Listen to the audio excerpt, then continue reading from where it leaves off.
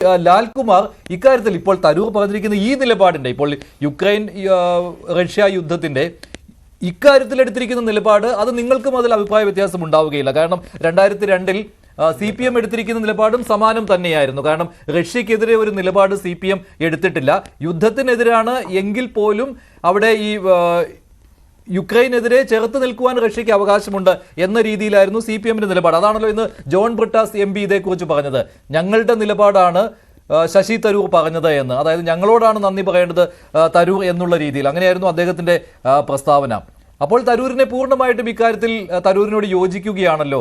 CPM-ന് അതേ പറ്റുകയുള്ളൂ. പക്ഷേ ഇവിടെ കോൺഗ്രസിൽ നിന്നുകൊണ്ട് കോൺഗ്രസിന്റെ നിലപാടിന് വിരുദ്ധമായി അദ്ദേഹം ഒരു നിലപാടെടുക്കുമ്പോൾ അത് കോൺഗ്രസിന് ഒരിക്കലും അംഗീകരിക്കാൻ പറ്റില്ല. അതിന് കോൺഗ്രസ് പാർട്ടിയെയും കുറ്റപ്പെടുത്തേണ്ട ആവശ്യമില്ലല്ലോ.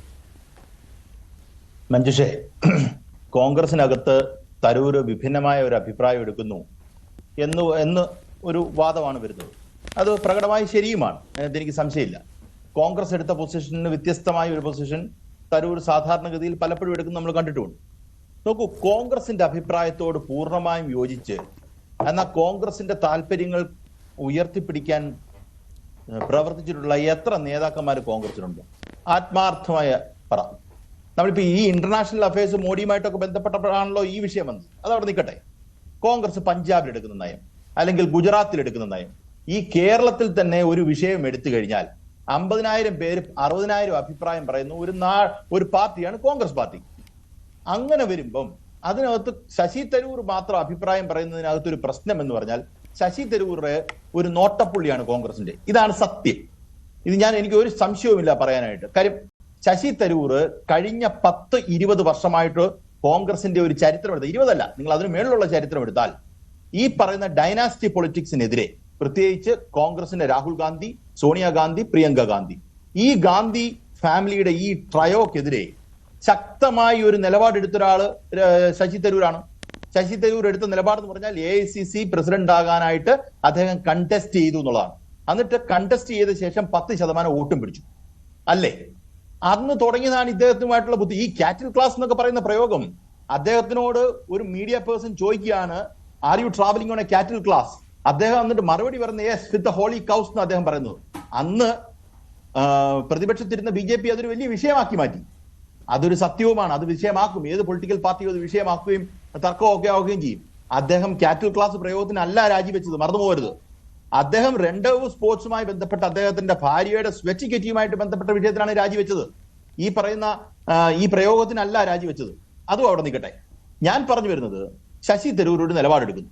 ശശി തരൂർ പലപ്പോഴും, ഇപ്പം ഞാൻ മനസ്സിലാക്കുന്നിടത്തോളം അദ്ദേഹത്തിന്റെ ഒരുമാതിരിപ്പെട്ട കോൺവെർസേഷൻസ് എല്ലാം ഞാൻ കാണുന്ന ഒരാളാണ്. അതിനകത്ത് അദ്ദേഹം സുബ്രഹ്മണ്യം ജയശങ്കർ എന്ന ഇന്നത്തെ ഫോറിൻ മിനിസ്റ്റർ, അതിന് മുമ്പ് അദ്ദേഹം ഫോറിൻ സെക്രട്ടറി ആയിരുന്നു. ഫോറിൻ സെക്രട്ടറിയുമായിട്ട് വളരെ നല്ല ബന്ധമുള്ള ഒരാളാണ്.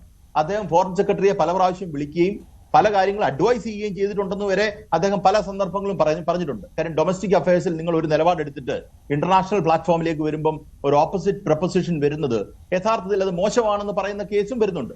അപ്പൊ ഒരു അഡ്വൈസറി റോൾ അദ്ദേഹം പല സമയത്തും പറയുന്നത് കേട്ടിട്ടുണ്ട്, ഞാൻ അഡ്വൈസ് പോലെ കൊടുക്കുന്നത് കേട്ടിട്ടുണ്ട്. ഇപ്പൊ ഇവിടുത്തെ വിഷയം എന്താണ്? ഇവിടുത്തെ വിഷയം ഈ പറയുന്ന റഷ്യ ഉക്രൈൻ എന്ന് പറയുന്ന 2 രാജ്യങ്ങൾ തമ്മിലുള്ള വിഷയത്തിൽ എന്താണ് കോൺഗ്രസിന്റെ നിലപാട്? കോൺഗ്രസിൽ നിന്ന് വ്യത്യസ്തമായ ഒരു നിലപാട് ശശി തരൂർ എടുക്കുന്നുണ്ടോ? ഇപ്പൊ എനിക്ക് ആ വിഷയത്തിൽ പറയാം, കോൺഗ്രസ് ഇപ്പം കേന്ദ്ര സർക്കാർ ഈ വിഷയത്തിൽ എടുത്ത നിലപാടിനകത്ത് എനിക്ക് ഒരു പ്രശ്നം തോന്നുന്നില്ല. നരേന്ദ്രമോദി എന്ന് പറയുന്ന വ്യക്തിയെ, രാഷ്ട്രീയക്കാരനെ, പ്രധാനമന്ത്രിയെ മിക്കവാറും എല്ലാ വിഷയങ്ങളിലും എതിർക്കുന്ന ഒരാളാണ് ഞാൻ. കാര്യം എന്റെ ആശയധാരയുമായിട്ട് ഒരു കാരണവശാലും ചേർന്ന് പോകാത്ത ഒരാളാണ് അദ്ദേഹം. പക്ഷെ അദ്ദേഹത്തിന് ലോകത്തെ 2 ശക്തമായ രാഷ്ട്രത്തെ, 2 പ്രധാനമന്ത്രിമാരെ അല്ലെങ്കിൽ 2 രാഷ്ട്ര തലവന്മാരെ കെട്ടിപ്പിടിക്കത്തക്ക രീതിയിലുള്ള ബന്ധമുണ്ട് എന്ന് പറയുന്നത് എനിക്ക് എന്റെ രാജ്യത്തിന് ഗുണമായിട്ടേ കണക്കാക്കുന്നുള്ളൂ. അതിനകത്ത് ഞാൻ മോശമായിട്ട് കണക്കാക്കാൻ തയ്യാറല്ല. അതിനകത്ത് ഇപ്പൊ എന്ത് പറഞ്ഞാലും തയ്യാറല്ല. കാര്യം അദ്ദേഹത്തിന് ഇപ്പം വളരെ പൊളൈറ്റ് ആയിട്ട് 2 പേരുമായിട്ട് നന്നായിട്ട് എൻഗേജ് ചെയ്ത് നമുക്കൊരു നല്ല, ഇപ്പം പണ്ട് ശശി തരൂർ ഉപയോഗിച്ചൊരു വാക്കാണ് ഇന്റർലോക്യൂട്ടർ. ആ ഇന്റർലോക്യൂട്ടർ ആകാൻ ഇന്ത്യക്ക് കഴിയുന്നെങ്കിൽ കഴിയട്ടെന്നേ. നമുക്ക് നമ്മുടെ ശക്തി വർദ്ധിക്കുകയല്ലേ അതിനകത്ത്. അത് നമ്മുടെ ശക്തി. നമ്മൾ ഈ പറയുന്ന ടെറിട്ടറിക്ക് ഉള്ളിനകത്ത് പല പ്രശ്നങ്ങളും കാണും. ആ ടെറിട്ടറിക്കകത്തുള്ള പ്രശ്നം നമ്മൾ വേറെ രീതിയിൽ തീർക്കും. ഈ പറയുന്ന ഫോറിൻ പോളിസിക്കകത്ത് പോലും നമുക്ക് വ്യത്യസ്തമായ അഭിപ്രായം കാണും. ഉറപ്പായിട്ടും വ്യത്യസ്തമായ അഭിപ്രായം കാണും. അത് ശശി തരൂർ ഇങ്ങനൊരു അഭിപ്രായം പറഞ്ഞത് ശരിയോ തെറ്റോ, അത് കോൺഗ്രസ് ആക്ഷൻ എടുക്കട്ടെന്നേ. ഞാൻ പറയുന്നത് കോൺഗ്രസ് ധൈര്യം ഉണ്ടെങ്കിൽ ആക്ഷൻ എടുക്കട്ടെ. ഞാൻ ഒറ്റ കാര്യം കൂടെ പറയാം, അത് വളരെ ശ്രദ്ധാപൂർവ്വം കേൾക്കേണ്ട ഒരു കാര്യമാണ്. കഴിഞ്ഞ കുറച്ച് ദിവസങ്ങൾക്ക് മുമ്പ് CPM അനുകൂലമായ ഒരു നയം അദ്ദേഹം പറഞ്ഞു. അത് ഈ പറഞ്ഞ ഈസ് ഓഫ് ഡൂയിങ് ബിസിനസ് ഇങ്ങനെയുള്ള കാര്യങ്ങളുമായി ബന്ധപ്പെട്ട കാര്യമാണ് പറഞ്ഞത്. പിന്നെ ഈസ് ഓഫ് ഡൂയിങ് ബിസിനസ് ഇല്ല, വേറൊരു ഡേറ്റ ആയി എന്നൊക്കെ പറഞ്ഞു. അതിനകത്തും കേരളം 1ാം നമ്പറായിട്ട് തന്നെ നിൽക്കുന്നു.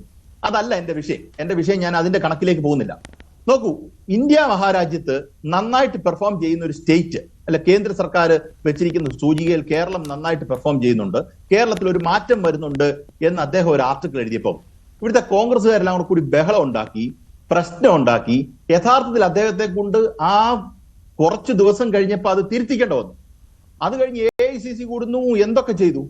അതുപോലെ അദ്ദേഹത്തെ കൊണ്ട് ഇതൊന്ന് തിരുത്തിക്കാവോ? കാര്യം CPM-നെതിരെ പറയുമ്പോഴാണല്ലോ, അല്ലെ CPM-ന് അനുകൂലമായ നയം പറയുമ്പോഴാണ് കോൺഗ്രസിന് ബുദ്ധിമുട്ടുണ്ടാകുന്നത്.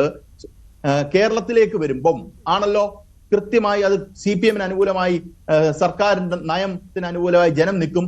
അത് കോൺഗ്രസിന് ഒരു വലിയ ബുദ്ധിമുട്ട് പിൽക്കാലത്ത് ഉണ്ടാക്കും എന്നുള്ള ഒരു നിലപാടാണ് കേരളത്തിലെ കോൺഗ്രസ് എടുക്കുന്നത്. നരേന്ദ്രമോദി പറഞ്ഞ ഒരു വിഷയത്തിൽ ഞാൻ ഈ വിഷയത്തിൽ ഇന്ത്യ സർക്കാരിന്റെ നയത്തോടുകൂടി അനുകൂലമാണെന്ന് പറയുമ്പോഴും കോൺഗ്രസ് എടുത്തൊരു നയം നിങ്ങൾക്ക് നോക്കൂ. കോൺഗ്രസ് ഉക്രൈനുമായി ബന്ധപ്പെട്ട വിഷയത്തിൽ അല്ലെ ഉക്രൈൻ റഷ്യ വിഷയത്തിൽ എടുത്തൊരു നയത്തിന് വ്യതിയാനം സംഭവിച്ചിരിക്കുന്നു കോൺഗ്രസ് വർക്കിംഗ് കമ്മിറ്റിയുടെ ആൾക്ക് ആണല്ലോ. ആ കോൺഗ്രസ് വർക്കിംഗ് കമ്മിറ്റിക്കകത്തിരിക്കുന്ന ശശി തരൂരിനെതിരെ ഇവർ നടപടിയെടുക്കുമോ? ഞാൻ പറഞ്ഞെടുക്കത്തില്ലെന്ന്. കാര്യം എന്നാ, എടുക്കാൻ അവർക്ക് താല്പര്യമില്ല.